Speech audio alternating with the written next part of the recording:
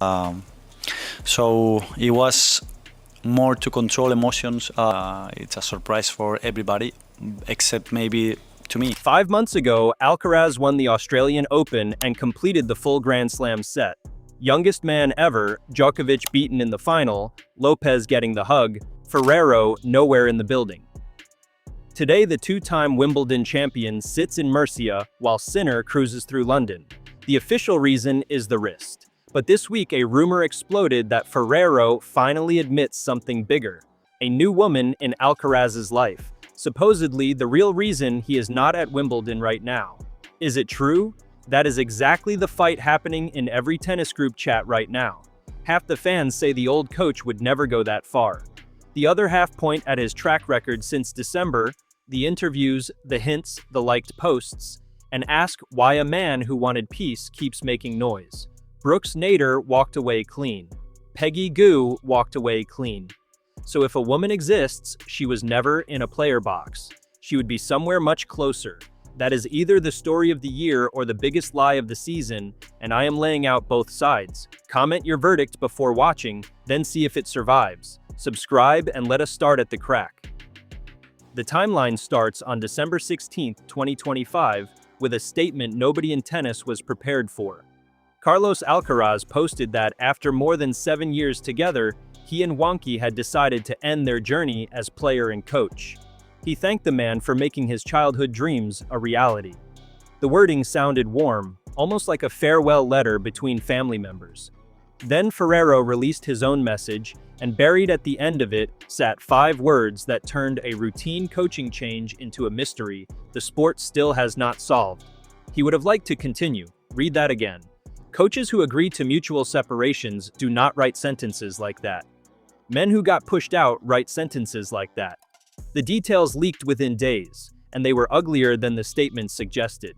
Ferrero told Marca that Alcaraz's camp sent him a new contract proposal on Saturday, December 13th, and gave him until Monday to accept or walk. A 48-hour ultimatum for the man who had guided Carlos since he was 15 years old. Money was not the poison, according to Ferrero himself.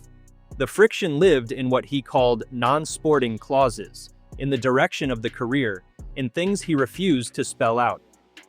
A source close to the camp told Spanish media the real battle was between Ferrero and Carlos Alcaraz Sr., a clash over who controls the most valuable career in tennis.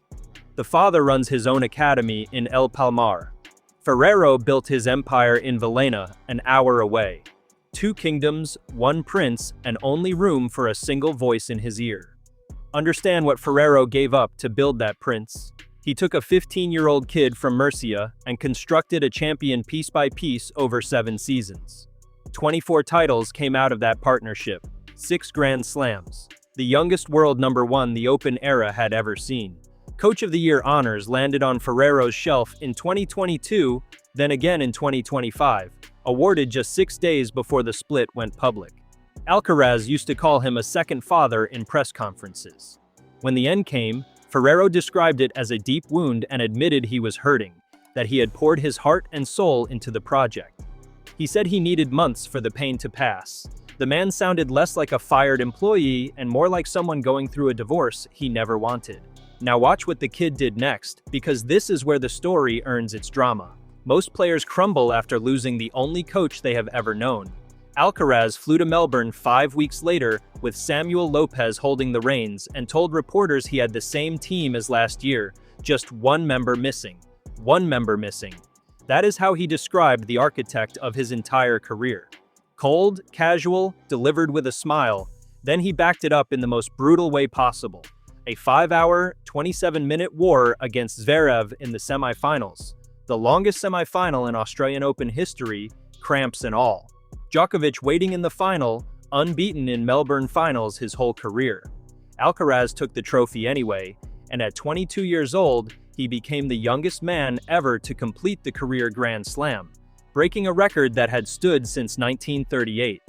His first tournament without Ferrero, and he walked out holding the one prize that had always escaped him. The message did not need words. Melbourne showed something else too, something the cameras could not stop capturing. During his fourth-round match against Tommy Paul, the crowd threw 3 marriage proposals at him in about 10 seconds. "Marry me, marry my daughter, marry my sister-in-law," all shouted between points while he grinned back at them. The sport had crowned a new golden boy, a Louis Vuitton ambassador with a Rolex on his wrist and sponsors lining up behind the smile. When the press tried to diminish Lopez by hunting for a bigger coaching name, Alcaraz snapped back hard, calling the comparisons unfair and describing Lopez as one of the best coaches on the tour, a man with his complete trust. Loyalty flowing to the new lieutenant while the old general sat home nursing his wound. Every headline about it landed in Villena like a small knife. Melbourne also gave birth to the rumor "you came here to settle." During his quarterfinal against de Minaur, cameras caught an unfamiliar face in the player box. A woman, clapping, invested, clearly inside the circle. The internet identified her within the hour as Peggy Goo, the South Korean DJ, and the connection deepened when fans learned the two had shared a dinner in Seoul earlier that month. Alcaraz got asked about her directly and gave an answer that fed the fire instead of killing it. She was a friend, really cool, and he hoped to win so he could watch her perform on finals weekend. Charming, playful, completely deniable. Around the same time, an old rumor resurfaced from the previous September when the sister of Sports Illustrated model Brooks Nader told E! News that Brooks was dating the man of the hour. Nader herself refused to confirm or deny anything, joking that a lady never kisses and tells, especially twice, a line aimed at whispers linking her to both Alcaraz and Sinner. Most insiders eventually wrote the whole thing off as promotion for her television show. Alcaraz, asked in Melbourne whether his heart was taken, laughed and repeated one word 3 times: free. So by February, the pieces sat on the table. A bitter ex-coach with a wound that would not close. A superstar suddenly surrounded by female names. A father with new power over the empire. Alcaraz kept winning through all of it, taking Doha without dropping a beat, demolishing Arthur Fils in a 50-minute final, running his record to a level where people started whispering about a perfect season. Daniil Medvedev finally snapped the streak at Indian Wells and the tour exhaled. The kid was human after all, barely. April is where the fall begins, and it begins with his rival's hands on his throne. Monte Carlo, April 12th, the 17th meeting between Alcaraz and Sinner, the #1 ranking on the line. Alcaraz arrived as defending champion with a winning record against the Italian, including 6 victories in 7 finals between them. Sinner took the title anyway. Their rivalry had produced staggering symmetry, each man sitting on 26 career titles, each having spent exactly 66 weeks at #1, and Monte Carlo broke the tie in Sinner's favor. 2 days later, Alcaraz walked onto a court in Barcelona for a first-round match against Otto Virtanen. He won it. Nobody watching had any idea they were witnessing the last completed match he would play for months, because somewhere inside those violent, whipping forehands, the tendon sheath in his right wrist began to tear itself apart. The next morning, everything changed. The withdrawal from Barcelona came first, announced the day before his scheduled match against Machak, framed initially as precaution. Then the MRI results arrived, and precaution turned into catastrophe. Tenosynovitis of the right wrist, an inflammation of the sheath protecting the tendons, the kind of injury that ends seasons and haunts careers. A direct bill for the brutal topspin that made his forehand famous. Alcaraz posted about Madrid on April 17th with words that read like grief.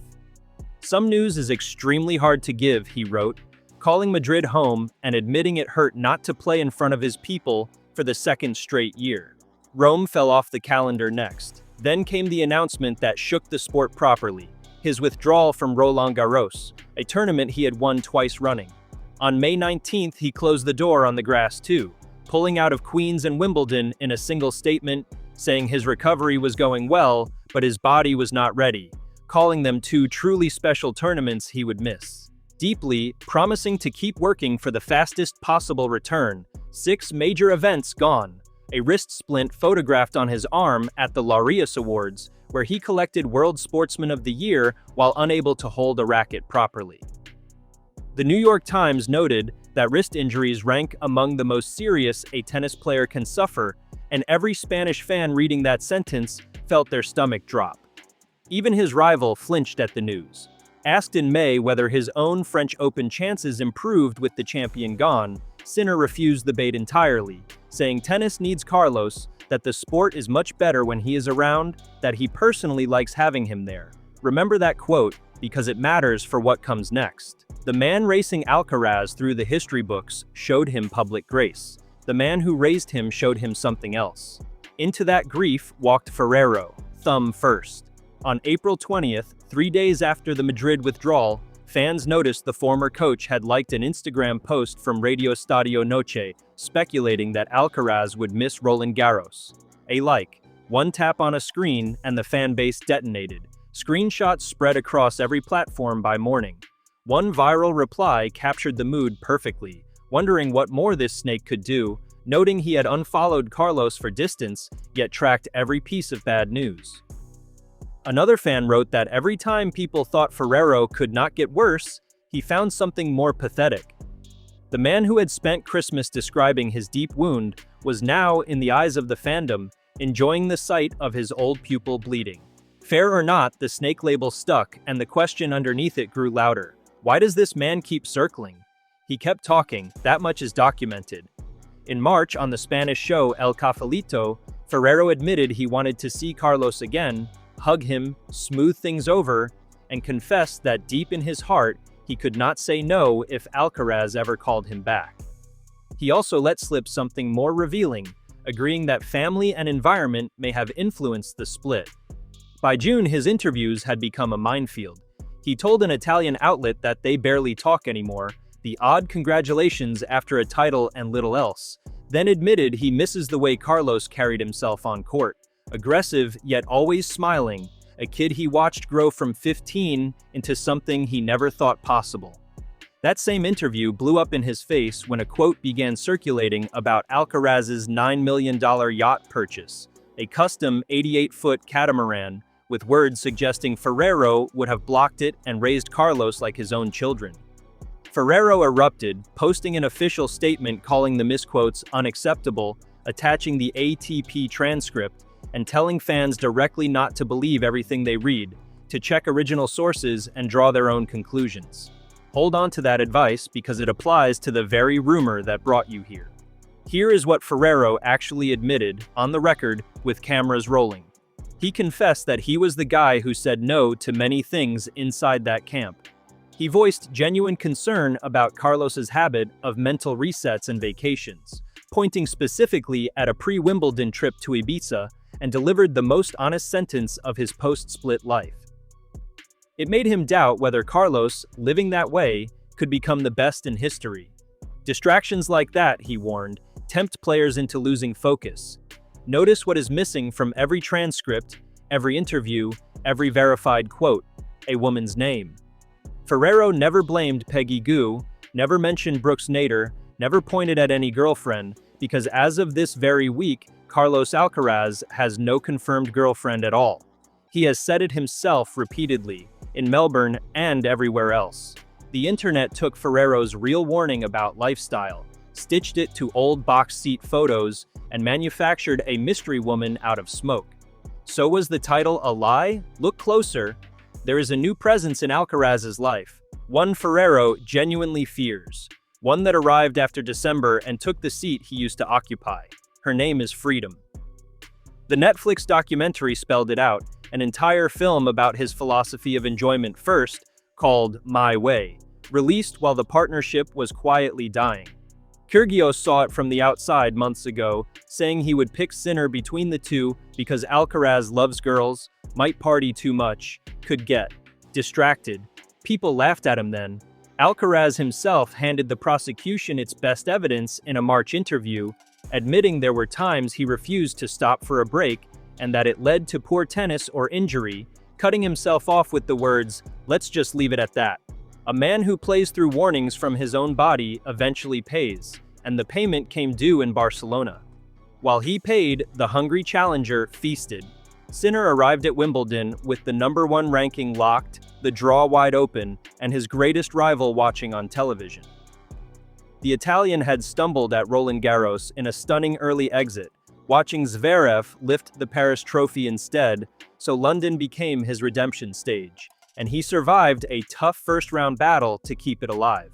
The tournament itself moved on without its two-time champion, loud and star-studded, with Serena Williams stunning the sport by returning to play first-round singles on the same lawns Carlos once owned. The ranking math turned cruel in his absence. He clings to world number 2 for now, but every round Sinner survives in London stretches the points gap wider.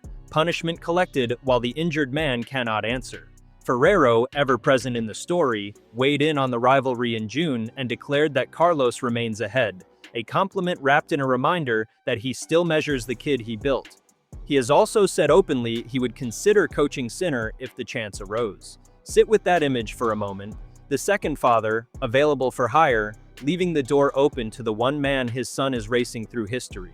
The kid, meanwhile, refuses to disappear quietly. Through June, his Instagram became a recovery diary, and fans dissected every frame. A collage on June 17th showed concerts, food, and glimpses of court work. Sharp eyes noticed he had been hitting balls left-handed for weeks, protecting the damaged right wrist while easing his body back toward tennis, a detail that told you how carefully this comeback is being built. Then came June 28th, the eve of Wimbledon, when he posted footage of himself gently striking forehands for the first time since April, captioned with a single holding back tears emoji. Shapovalov commented immediately, urging him on. Becker, Zverev, Berrettini, Dimitrov, and Wawrinka all pressed like. One fan reply summed up an entire nation, confessing that their emotional stability depends on that wrist. Davis Cup captain David Ferrer, in regular contact with him, reported the recovery progressing well and revealed Carlos was answering messages at dawn, hungry to compete, refusing to return until the risk of re-injury dies completely. The target is the North American hard courts, with the US Open beginning August 31st, the very title he currently holds, won last September against Sinner in the final. Picture that comeback for a second. The defending champion, written off for half a season, walking into New York against the rival who spent the summer collecting his abandoned points, with his estranged mentor watching from a television studio and choosing his words carefully. The wrist will decide the tennis. December already decided everything else. She was never a woman waiting in a box seat. What pulled Carlos Alcaraz away from Wimbledon was the collision between a body pushed too hard and a life lived exactly his way, and the only man who warned him about both is the man he left behind. If this changed how you see the whole saga, tell me in the comments whose side you land on now, Ferrero's honesty or Carlos's freedom, because that debate is far from over. Subscribe and turn on notifications because the moment that wrist is ready, the greatest revenge tour in modern tennis begins, and you do not want to hear about it secondhand.